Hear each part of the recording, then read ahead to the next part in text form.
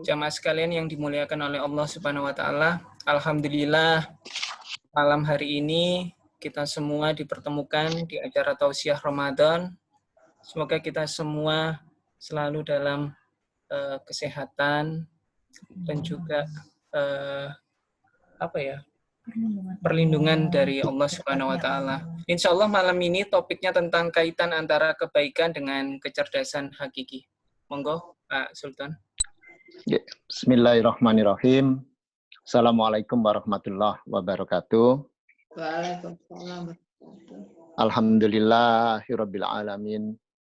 Wassalatu wassalamu ala asrofil anbiya'il mursalin Muhammadin wa ala alihi washabihi ajmain. Amma ba'du, Bapak, Ibu, saudara-saudara sekalian yang dirahmati oleh Allah, apa kabar?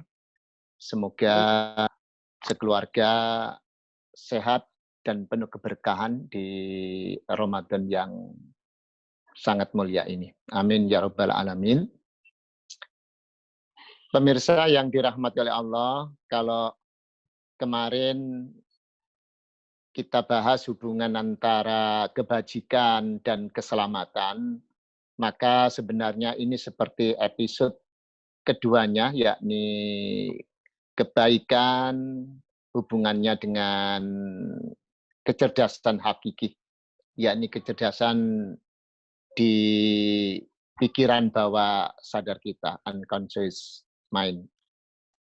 Bapak Ibu sekalian, saya 2 tahun yang lalu membuat video pendek, kurang lebih 5-6 menit, sebetulnya sudah saya bawakan, tapi tentu tidak terlalu detail. Malam ini mudah-mudahan 25 menit bisa agak detail sedikit, kecerdasan hakiki itu kayak apa, sehingga nanti sisanya bisa 20 menit kita untuk diskusi bersama. Mohon sharingnya, yaitu tamu yang terhormat dari Jakarta, Pak Sony, yang sudah berubah wajah ini, saya tunggu nanti.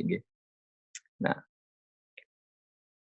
ketika saya mengikuti leadership ESQ oleh Pak Ari Ginanjar, ketika itu didatangkan seorang pilot Garuda yang namanya Abdul Razak. Pengalaman beliau selama mengendalikan Boeing berapa itu dari Sumbawa, kalau tidak salah, ke Jogja yang mengalami kecelakaan di Solo itu. Abdul Razak cerita sebelum saya membaca bukunya itu di pelatihan eksekutif ESQ di Jakarta itu, pesawat itu tidak ada masalah, tapi ketika menjelang Solo terjadi badai yang sangat keras dan dia masuk di awan yang sangat pekat. Tahu-tahu di dalam awan yang pekat yang tidak kelihatan itu mesinnya mati. Generator dinyalakan pun juga tidak bisa. Wah, sudah paniklah seluruh kru dari pesawat Garuda yang membawa ratusan orang itu. Tahu-tahu dia keluar dari awan pekat itu, di balik kepanikan kru itu, dia merasakan dia bermohon kepada Allah, berdoa yang serius, yang tadarruan wa khaufan, yang tadarru itu dengan penuh rendah hati dan penuh kekusuan, ketakutan kepada Allah, agar pertolongan Allah itu datang. Nah, ketika keluar dari awan pekat itulah, dia sudah di atas pematang sawah yang luas. Kata pilotnya, Cap, kita mendarat di sini saja, Cap. Oh, ini mesin sudah mati semua, mede, elektroniknya juga nggak bisa, sudah putus semua, jadi sudahlah. Dia tidak bisa minta pertolongan yang di bawah, minta pertolongan SAR nggak bisa. Ya, dia sebagai seorang Muslim, hanya Allah yang bisa menolong dalam kondisi begini ini. Maka Dia berpikir dengan tenang, jangan di sawah. Nanti kalau nancap bisa meledak itu apa bahan bakar yang sangat sensitif ini. Diikutilah arah pesawat ini berputar tanpa tanpa mesin berbunyi itu. Subhanallah, di depan dia tahu-tahu kelihatan Bengawan Solo. Wah, insya Allah kita bisa mendarat di sini, gitu kan. Tetapi dia sudah menganggap bahwa di seberang ujung sana itu ada jembatan Juruk, yakni jembatan Solo yang menuju ke Jawa Timur yang besar itu. Dalam hatinya, ya Allah, kalau nabrak itu hancur kita. Tapi dengan tenang, dia akhirnya bisa mendarat mulus di tepi Bengawan Solo yang tidak banjir itu. Alhamdulillah dia bersyukur, semua krunya selamat, kecuali satu, yakni pramugarinya. Rupanya pramugarinya ini panik, sehingga membuka pintu lebih awal, dia terhempas keluar, dan seluruh bajunya copot, tinggal pakaian dalamnya saja, dia terkapar di sisi Bengawan itu. Kita tidak membahas yang panik tersebut. Alhamdulillah dia bisa selamat dengan seluruh krunya kecuali satu pramugari yang panik dan kesusu tadi itu. Penumpangnya pun juga tidak cedera satupun. Pak Ari Ginanjar lantas tanya kepada Kapten Abdul Razak, Kap, tentu menerbangkan pesawat besar itu bagi senior adalah hal yang biasa. Apakah dalam teori kalau orang itu sudah terbiasa menerbangkan pesawat besar berbadan lebar itu, ketika dia mengalami sebuah petaka yang seperti itu, semua orang pintar untuk mengendalikan? Tidak ada teorinya. Tidak ada pengalaman yang bisa dibagi. Karena sangat situasional, sangat kondisional hal seperti itu. Nah, cerita dong, apa di balik itu? Kedekatan sampean kepada Allah itu sejauh mana selama ini? Kalau sampean raba-raba, sampean punya wirid apa? Kata orang desa itu kalau melihat orang yang aneh kan dianggap ahli wirid saja begitu kan. Punya amalan apa, Kep? Kira-kira sampean bisa seperti itu. Kata Abdul Razak, mungkin Pak Ari, ini balasan Allah dari saya berdoa di Multazam ketika umroh apa haji. Anak-anak laki-lakinya 3 orang sudah besar-besar. Dia kepingin rasanya kalau merawat anak kecil lagi. Anak-anaknya masih kuliah dan tentu kalau punya cucu masih lama. Maka dia mohon kepada Allah agar dia sekeluarga bisa mengasuh anak kecil lagi. Beberapa bulan kemudian yang kerja di rumah itu suaminya meninggal dan dia baru melahirkan. Ya Allah, ini rupanya jawaban doa ketika di Multazam ketika itu. Maka dirawatlah, dimintalah ibu ini tetap di rumah sambil merawat, sambil bekerja di rumah itu. Tetapi Pak Ari, saya mengasuh 3 anak itu, mengalahkan 1 anak ini. 1 ini bisa mengalahkan repot saya, ini saya, energi saya habis untuk anak 1 ini. Ya Allah, begini susahnya ya mendidik anak 1 yatim. Andaikan dulu kalau saya tidak berdoa di Multazam, rasanya saya nggak kuat itu. Apakah ini Allah sedang mencoba saya, katanya. Akhirnya komitmen itu tetap dipatuhi dan dia tetap memelihara anak ini dengan baik. Apa itu kira-kira ya Pak Ari? Yang Allah ganjar saya seperti terbimbingkan pesawat itu bisa landing di pacu bandara yang begitu mulus, tidak ada yang cedera penumpang saya kecuali satu itu. Nah, Bapak Ibu sekalian, agar melengkapi ini saya ingin tambahkan cerita Pak Din Samsudin, senior kita, pernah kecelakaan pesawat juga. Beliau selamat, alhamdulillah. Saya tanya, Pak Den kok bisa keluar, padahal banyak para penumpang yang tidak bisa keluar dengan kobaran api itu. Mas Sultan, saya ini kalau naik pesawat itu kan biasanya langsung duduk dan terus kalau dingin saya minta selimut dan tidur saya. Nah, ketika rupanya pesawat itu mendarat, berhenti dan kobaran api sudah menyala-nyala, dia terbangun dan tersadar. Loh, ini kecelakaan pesawat ini. Dia nunggu sebentar, ada aba-aba, Pak, pintu darurat ada di belakang. Pak, pintu darurat ada di belakang. Nah, dia sudah tidak mendengarkan siapa yang ngomong itu, dia langsung saja balik ke belakang karena dia ada agak depan, maka dia ke belakang, terus turun, di bawah sudah banyak orang teriak-teriak agar beliaunya itu cepat lari Pak.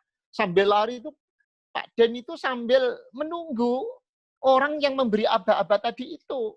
Sebentar, saya menunggu orang yang, iya Pak, Bapak jangan dekat-dekat dengan pesawat karena pesawat sudah terbakar. Dia menunggu lama di tempat para pasukan SAR yang sedang menolong dan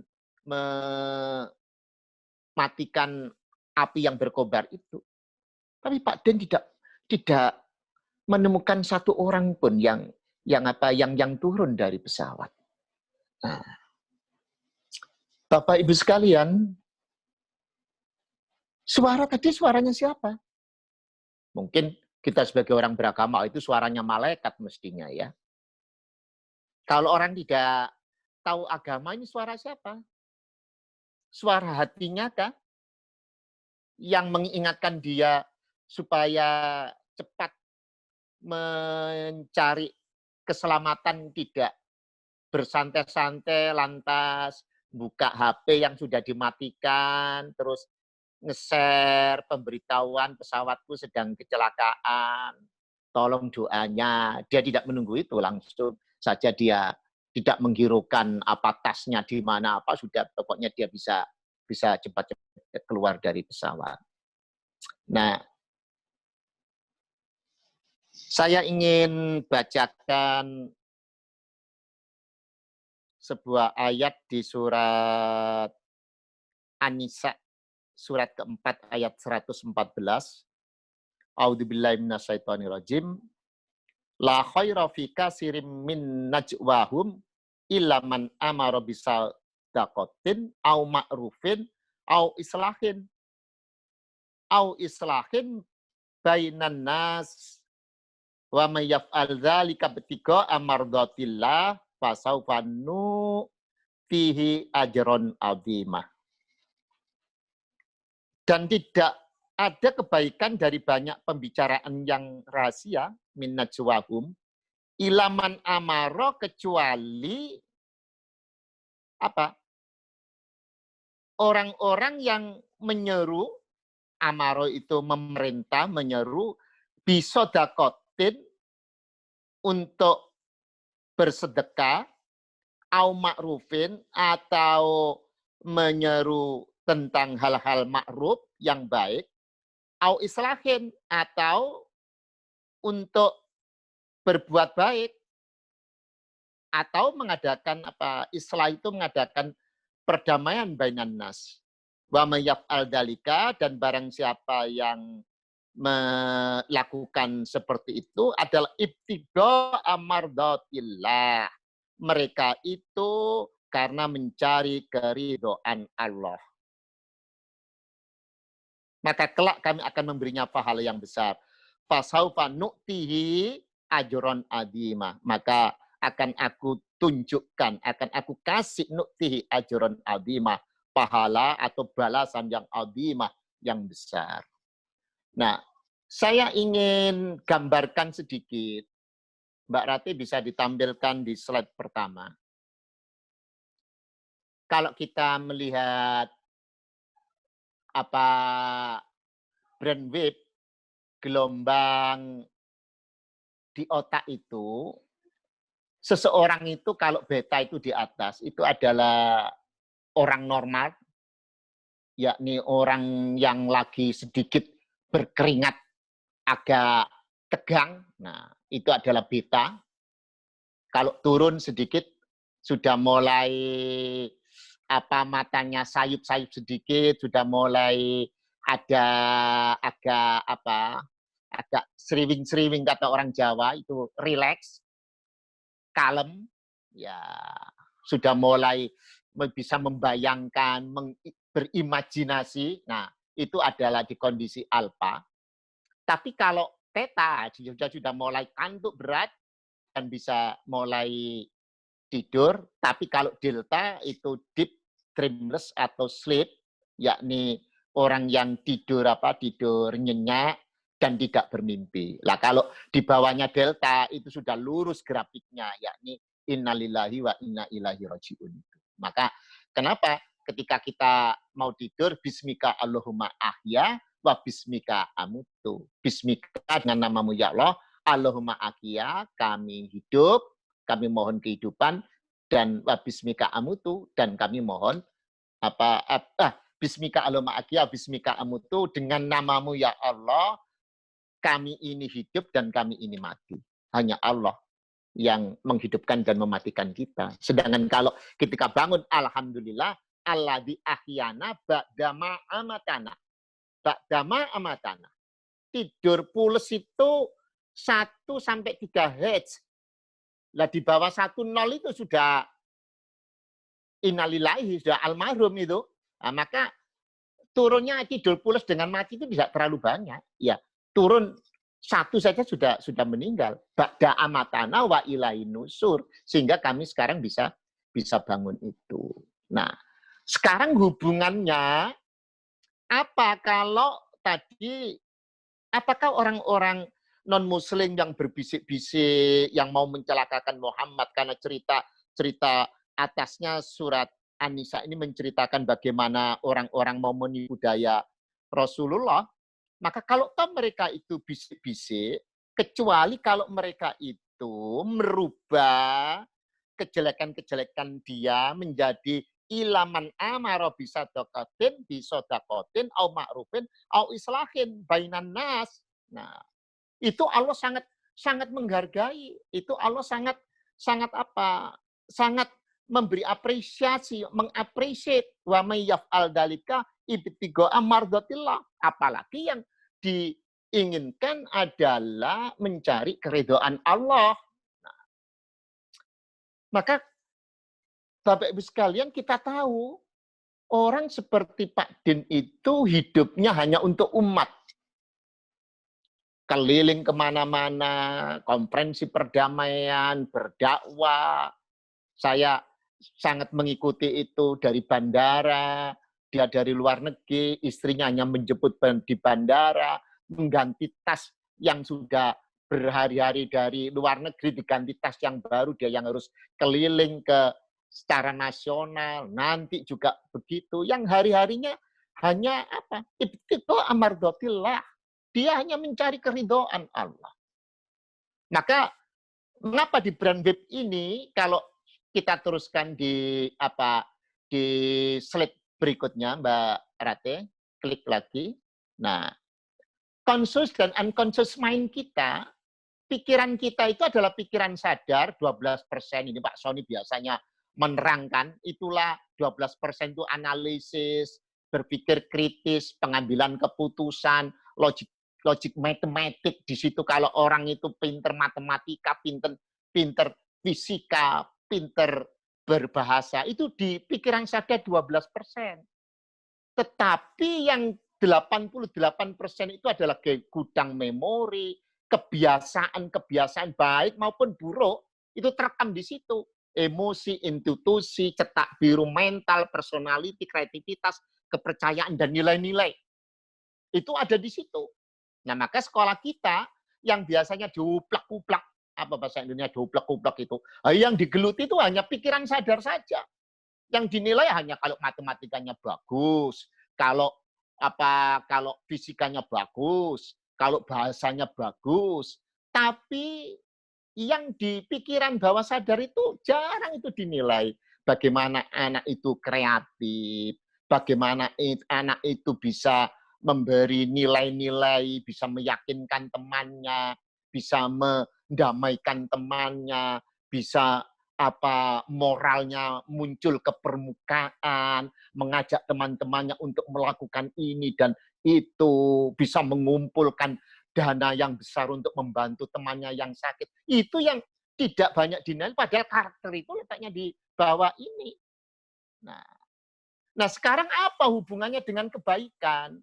Bapak Ibu sekalian, kalau orang itu sering melakukan kebaikan, kebajikan, itu mencerdaskan pikiran bawah sadarnya. Klik lagi Mbak Ratis, supaya jadi perbandingan sedikit. Nah, ini loh perbandingannya pikiran sadar dengan pikiran bawah sadar. Coba kita lihat, pikiran sadar itu dapat menangani 7 sampai kurang lebih berapa bit informasi dalam satu saat. Bawah sadar itu dapat menangani 2 sampai 3 juta bit informasi dalam satu saat. Ruangnya seakan-akan tak terbatas. Berpikirnya berurutan kayak orang berpikir matematik, tapi berpikirnya simultan, bisa bersamaan kalau pikiran bawah sadar itu. Logik kalau pikiran sadarnya, kalau bawah sadarnya intuitif dan bisa menghubungkan. Kalau pikiran sadar linier, sana sibernetik, acak. Berpikirnya pengalaman sekunder, merasa mengutamakan pengalaman primer. Nah, kalau pikiran sadar, ya tentu sadar. Kalau pikiran bawah sadar, kapan hari pernah saya singgung-singgung, dalam kondisi tidur, mimpi, dan lain-lain. Nah, gerakan sadar, gerakan tak sadar, sadarannya pada masa kini, gudang menyimpan informasi dan memori. Kalau pikiran sadar itu mencoba mengerti masalah, pikiran bawah sadar itu mengetahui solusi. Mencari bagaimana bisa memecahkan masalah itu. Kalau pikiran sadarannya memilih mengarahkan tujuan, ini membuat tujuan tercapai. Goalnya bisa tercapai. Kalau itu disengaja, kalau pikiran bawah sadar itu otomatis. Nah, kalau pikiran sadar verbal, di sini non-verbal. Kalau di situ analitis, di sini sintetis, bisa mensinergikan. Fokus terbatas, fokus tak terbatas, dan ekspansif. Kalau pikiran sadar itu pembelajaran bersifat kognitif, kalau pikiran bawah sadar, pembelajaran bersifat eksperensial. Nah, kalau pikiran sadar memproses sekitar 0,5 detik setelah kejadian, kalau pikiran bawah sadar memproses langsung real time sebelum pikiran sadar menyadari. Nah, ada satu lagi yang tidak ada di sini. Kalau orang itu selalu melakukan kebaikan, kebajikan, kemaslahatan, peduli, suka membantu orang, suka mendamaikan orang, tidak cari musuh.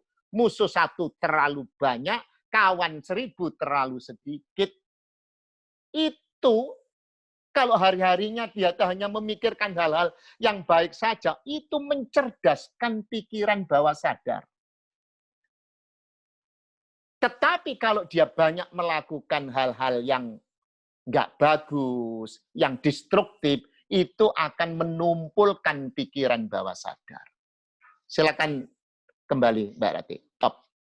Nah, Bapak Ibu sekalian, maka coba ketika kecelakaan terjadi atau suara dentuman besar, banyak orang yang pikiran bawah sadarnya itu tumpul. Terjadi kebakaran, taruhlah ya. Banyak orang yang sudah loyo sebelum dia bisa keluar. Banyak orang yang semaput itu tidak sadar, sudah lunglai ketika pertolongan belum datang. Banyak orang tabrakan, sekali tabrak, bless, dia tidak sadar lagi dan tidak bisa bangun. Meskipun dia tidak cedera. Tapi manakala pikiran sadar kita cerdas, buah dari tangan-tangan dikin kita yang tidak hanya dimasukkan di saku, bisa nyok, nyok, nyok, nyok, nyok. Bahasanya Pak Sony, biasanya kalau memberi memberi motivasi itu tidak nyok, tapi nyok, nyok, nyok, nyok, nyok, nyok, nyok. Dia tidak hitung-hitungan lagi. Nah, itulah yang mencerdaskan pikiran bawah sadarnya itu. Ketika terjadi dentuman, ketika terjadi malapetaka, pikiran bawah sadarnya itu bisa membimbing. Kalau kita bahasa agama kita, seakan-akan malaikat yang membimbing. Nah, itu loh ada jalan keluar. Di sini loh yang tidak bahaya. Karena otaknya tadi sudah melompat di pikirannya. Sudah tidak linear lagi dia. Dia sudah bisa bekerja sebelum pikiran sadarnya bekerja. Nah, disinilah keagungan Allah mengapa dalam ayat yang saya baca sekilas tadi seakan-akan menunjukkan kepada kita bahwa kita berbuat baik, bahwa kita berbuat masyarakat itu tidak ada henti-hentinya. Karena amalan kita itulah yang bisa menemani kita. Maka banyak kan yang ser-seran kelak ketika di kuburan, siapakah yang menemani kita? Ya amal-amal kita. Ya bacaan Quran kita. Tentu tidak hanya bacaan Quran yang sedang dibaca, tapi Quran yang diresapi, Quran yang manifestasi dalam kehidupan keseharian, yang terus bisa mengoreksi perilaku-perilaku kita. Itu yang menemani kita. Maka, ayo sekarang mumpung bulan Ramadan, jangan sekecil apapun kita membuat sesuatu yang itu apakah itu menyusahkan orang, apa membuat marah orang, atau membuat orang tidak nyaman, yang itu sedikit banyak akan mencederai pikiran bawah sadar kita. Jadi Allah ini sudah luar biasa menyiapkan kodok khodarnya itu bagi kita. Kalau tangan dan kaki kita ini diasah untuk selalu berbuat kebajikan, maka pikiran bawah sadar kita makin cerdas, makin cemerlang, intuisi kita makin ke depan, dan insya Allah kita jauh dari yang sifatnya destruktif itu. Ini dulu, Kak. Terima kasih.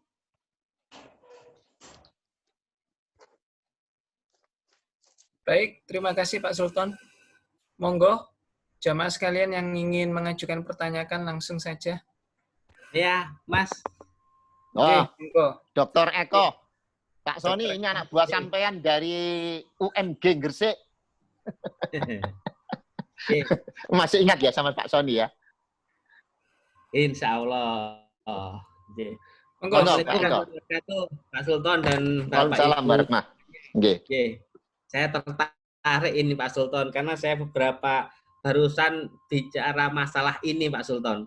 Jadi dulu kebetulan saat berhaji itu saya melihat teman-teman yang banyak membantu jamaah lain, yang megang rombongan, yang megang karu-karu saya saat itu dimudahkan.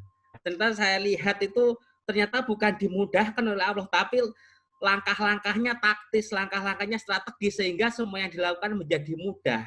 Betul, nah, ternyata di ilmu saya, di ergonomi itu ada konsep ergonomi kognitif. Ya, kemarin 3 hari lalu saya berdiskusi tentang ergonomi kognitif, Pak Sultan. Jadi apa itu? Ada ergonomi kognitif itu ergonomi yang yang membahas masalah otak. Jadi ada ukur otak di di slide-nya Pak Sultan tadi. Jadi pada tertentu, jadi alatnya seperti kayak apa? Ditancap-tancap di kepala itu pakai helm seperti lie detector. Jadi ketika ditanya, dia akan menjawab gini-gini dipasang itu. Nah, ternyata frekuensi yang bagus itu, frekuensi orang yang kognitifnya bagus di ergonomi itu ada yang di tengah-tengah seperti di Pak Sultan tadi. Jadi yang tenang seperti itu. Dan itu EEG. Itu kalau di ITB Profesor Yasirli yang menghandle. Kalau di UGM Mas Dr. Titis insya Allah. Itu ahlinya itu. Kalau di ITS belum ada? Di ITS belum ada. Dan, jadi jadi EEG, kalau dulu EEG itu untuk jantung, sekarang untuk otak, untuk ergonomi kognitif itu saya tertarik, cuma sebelum di ITS belum ada sih. Saya juga kapan-kapan lah saya mau melihat gimana itu ergonomi kognitif tentang EEG untuk apa. Jadi dengan di situ kita bisa mengetahui orang ini seperti ini, keinginannya seperti ini itu. Nah, mungkin kalau saya berpikir kalau teman-teman Nahdien itu wali, orang yang dekat dengan Allah, orang yang banyak berbuat baik, itu dulu kan semua tidak tanduknya kayak sakti gitu ya. Nah, itu ternyata ya memang diasah itu Pak, diasah. Jadi memang betul kecerdasan itu dari. Nah, itu ternyata di ilmu saya di ergonomi ada memang. Jadi ya, dan sekarang sedang dikembangkan di Jepang itu. Ilmu intuitif, Pak. Intuitifnya itu ya. Dulu kayak dituntun malaikat, tapi saat itu kita juga kehilangan Dr. Maskur Wiratmo saat itu jadi ketua majelis Diklit Bank Pimpinan Pusat kan. Iya. Satu pesawat. Ya, jangan dibahas itu, yang itu jangan dibahas. Nah, itu ternyata ada ilmunya ternyata. Itu Pak Eko, saya usul untuk pos doktornya cari itu untuk ergonominya itu biar bermanfaat. Mungkin seperti itu Pak. Iya. Saya tertarik. Baru minggu lalu saya diskusi ini sama teman-teman di Perhimpunan Ergonomi Indonesia itu. Selamat terus, mudah-mudahan. Matur nuwun. Wassalamualaikum warahmatullahi wabarakatuh.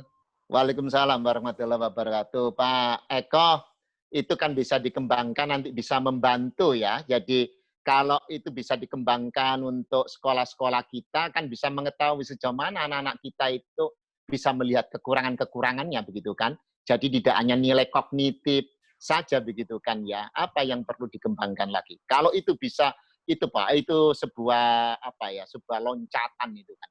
Sebuah loncatan itu untuk membantu pendidikan kita untuk bisa lebih berhasil gitu kan ya. Nah inilah saya melihat agama kita itu makin hari makin dibenarkan oleh ilmu pengetahuan gitu kan ya.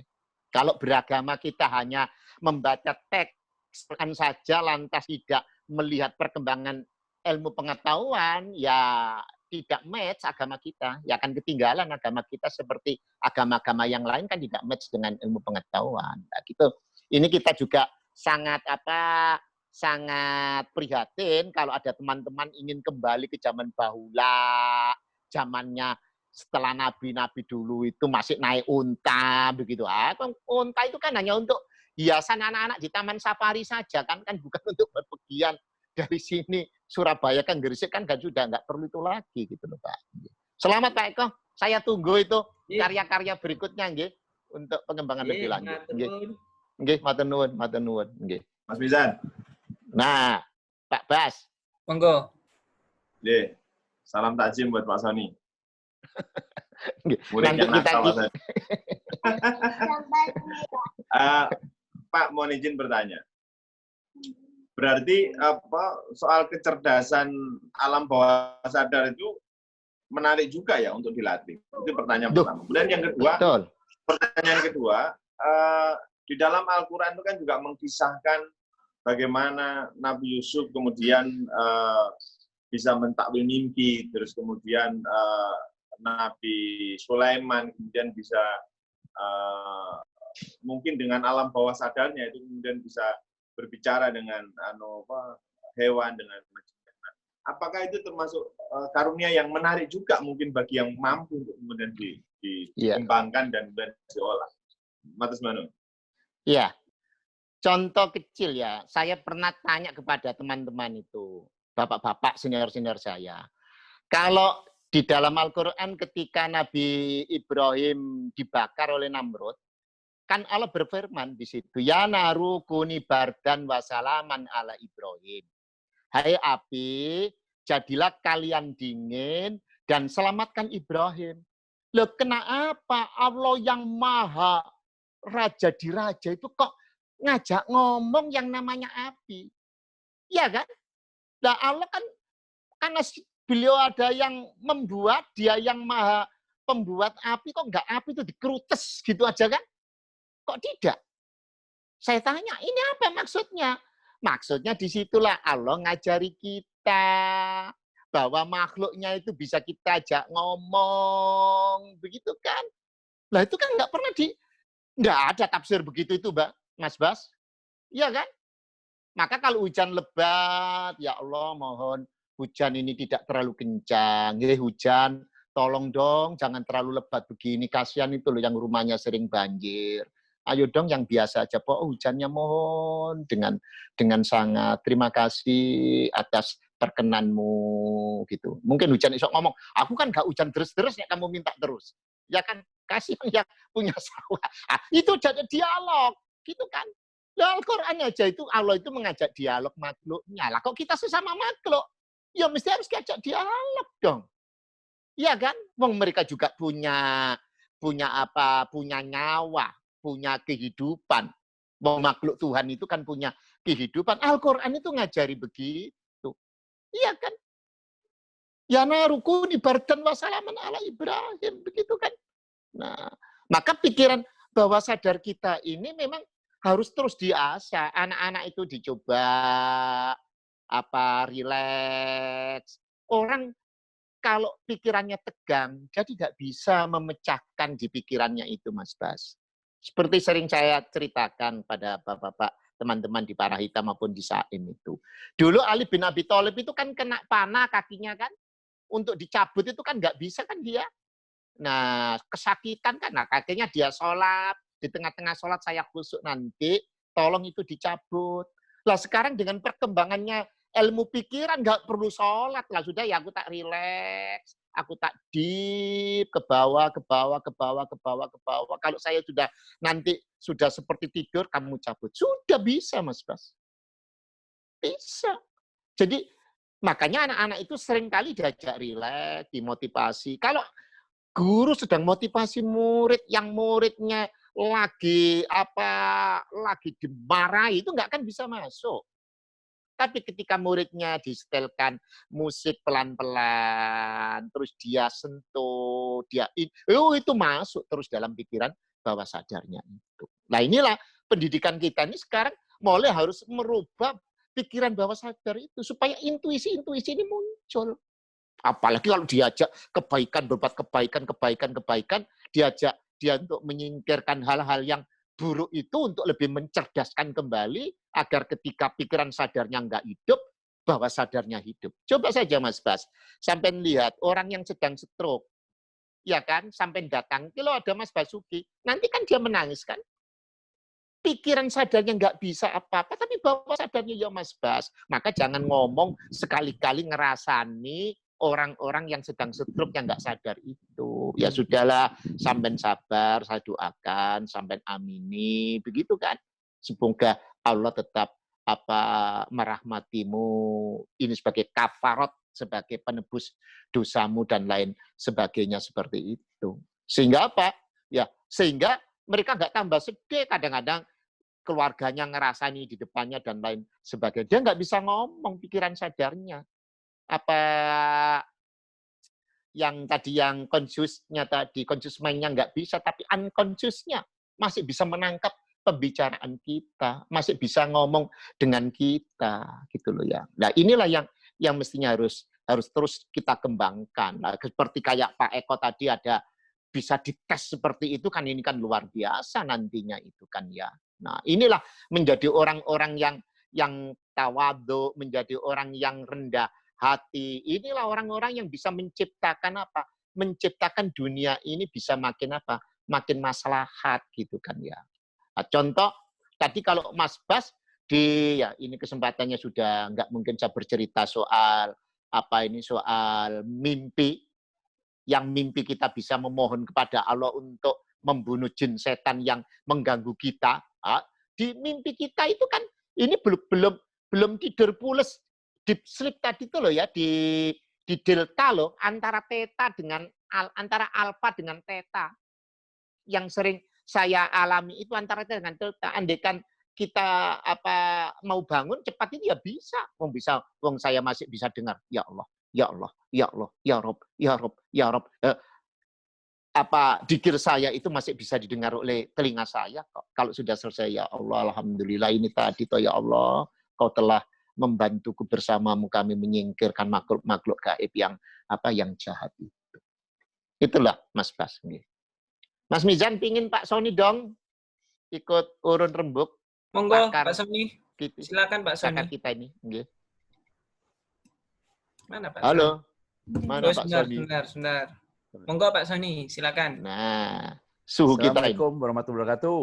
Waalaikumsalam warahmatullahi wabarakatuh. Monggo Pak. Ustaz Sultan, ini saya tambah sedikit aja bahwa di Al-Quran itu sudah jelas kita dididik untuk diajari tentang unconscious dan conscious. Alam bawah sadar itu jelas selalu diakhiri dalam Al-Quran, kalau saat diakhiri selalu bila Anda berpikir, bila kamu berpikir, itu artinya kita diajarkan untuk berpikir secara logik. Ya. Tapi yang justru unconscious itu diyakini dengan keyakinan. Ada satu hal-hal gaib yang kita harus yakin. Nah, di pendidikan kita, mungkin kaitan dengan sains, ini harus mulai ditanamkan untuk pendidikan berbasis kepada Islam yang diawali dengan keyakinan. Tentunya keyakinan di dalam agama Islam, dalam tataran Islam. Karena apa? Di Indonesia ini saat ini orang-orang sudah tidak mulai yakin, karena mereka pintar dia lulusan dari luar negeri lah ya.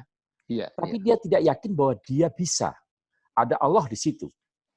Bayangkan, ini saya contoh ya. Jadi betapa seperti Mas Basuki itu orang-orang yang sangat penting untuk menanamkan keyakinan kepada murid-muridnya. Karena bangsa kita ini saya petani saat ini dan saya juga belajar psikologi dewasa terapan ya. Terapan. Itu kita di Indonesia ini orang yang yakin bisa. Contohnya Mas Mizan itu salah satu orang yang punya keyakinan tinggi ya. Terlepas itu sukses apa tidak, itu yakin. Iya. Nah, keyakinan itu yang sulit kita jarang ditanamkan oleh pendidik-pendidik kita. Contohnya akibatnya apa? Kita tidak yakin bahwa negara kita itu bisa mandiri. Kita tidak yakin bahwa kita punya sumber daya yang luar biasa, tapi kok kita import semuanya. Itu menunjukkan bahwa kita tidak menanamkan pendidikan yang sifatnya meyakinkan. Nah, yang diyakini justru kebalikannya. Kita pakai logika. Iya. Logikanya kebanyakan. Nah, logika itu sebetulnya untuk mohon maaf ini untuk orang-orang yang masih kalau dia ya ayuhanas ya atau untuk orang yang umum lah. Kalau ya ayuhan Ladina amanu, maka itu sudah pendekatan yang sifatnya unconscious. Dan kembali lagi saya punya saran, memang sains itu metode yang banyak unconscious ya, tapi kembali lagi ini harus banyak ditanamkan keyakinan yang seperti apa, karena bagaimanapun Indonesia ini kembali lagi kita krisis kepemimpinan, krisis segala macam karena kita tidak punya keyakinan. Padahal orang lain Pak Sultan, ini ini bocoran juga, banyak negara-negara yang sedang COVID itu Pak, di Korea, di Jepang, di Amerika itu minta import empon-empon yang ditemukan oleh teman-teman dari UNAIR itu dari Indonesia loh. Lah kita sini nggak percaya sama empon-empon, kita tidak percaya dengan obat-obat kita. Ini kan kualik. Nah, artinya apa? Kita hanya dilatih Pak Sultan, dilatih hanya masalah-masalah yang sifatnya tadi alam bawah sadar. Jadi sebaiknya dua-duanya, bukan tidak boleh, tapi harus dua-duanya. Nah, itu harapan saya, karena unconscious itu berawal dari belief, keyakinan. Kalau belief itu sudah level paling bawah. Belief itu landasan dari semua perbuatan itu dari belief. Kalau orang nggak yakin, nggak bisa. Jadi misalnya Pak Sultan, ada teman-teman yang takut saya nggak takut, tapi dia kalau ragu-ragu, sebetulnya alam bawah sadar dia takut. Iya. Iya.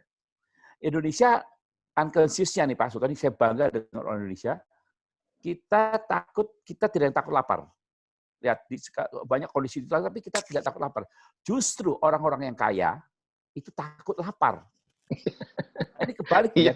Jadi makanya saya yakin lah dengan kondisi ini. Mereka nggak takut dengan apa, tidak takut dan masih nurut, logikanya masih dipakai. Kamu sholatnya di rumah saja, itu nurut kok. Iya. Artinya logikanya jalan dan dia tidak takut akan kelaparan. Kelaparan karena apa? Ada Allah. Iya. Dia yakin bahwa ada Allah. Nah itu yang perlu kita tanamkan. Dan kenapa saya masuk ke dunia pertanian, Pak Sultan, ini sharing ini, ya bahwa itu saya kok nyambung, makanya saya ingin ikut ceramah Pak Sultan ini karena benar saya ingin melalui pertanian akan saya menanamkan unconscious masyarakat Indonesia, keyakinan masyarakat Indonesia terhadap ketahanan pangan kita. Betul. Nggak ada yang nyontoh siapa lagi. Nah kita kebetulan saya dituakan oleh masyarakat ya saya berikan contoh. Pak Sultan kalau berbuat sesuatu pasti dicontoh, cepat ngikut tuh. Tapi kalau Mas Nizar kan belum dikenal nih dibanding bapaknya. Ngomong apa ya yakin. Pak Sultan ngomong ya mesti diyakinin ya. Nah itulah makanya orang-orang yang sepuh tuh tahu diri harus memberikan sosialisasi kepada masyarakat. Matur nuwun tuh ceramahnya Pak Sultan. Saya itu tambahannya, saya bukan. Nggih, matur nuwun. Karena kiblat pertanian kita masih ke Thailand kan sekarang ini. Nah, kita mulai. Nggih kan. Kita mulai. Nggih. Nggih, matur nuwun Pak Soni. Nggih, semoga keluarga sehat, nggih. Amin. Matur nuwun. Mas Mizan sudah cukup? Oke. Atau masih ada lagi? Cukup, Pak? Cukup konklusi, Pak. Oke.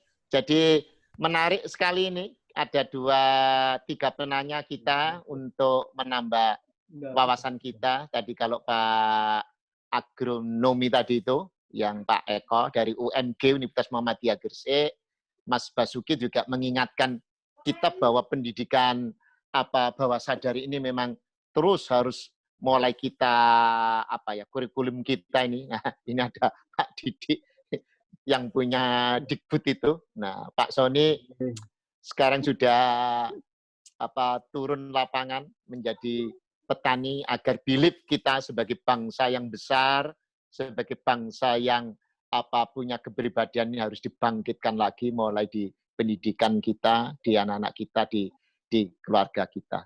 Unconscious mind ini mulai kita garap supaya bangsa besar ini bisa muncul ke permukaan. Amin.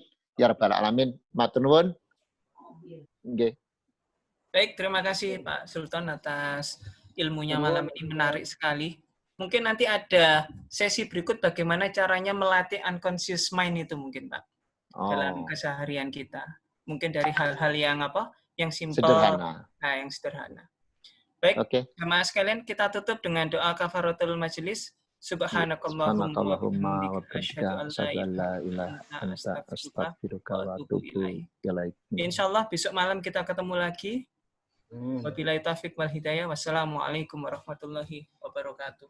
Waalaikumsalam warahmatullahi wabarakatuh. Nggih, matur nuwun sami-sami.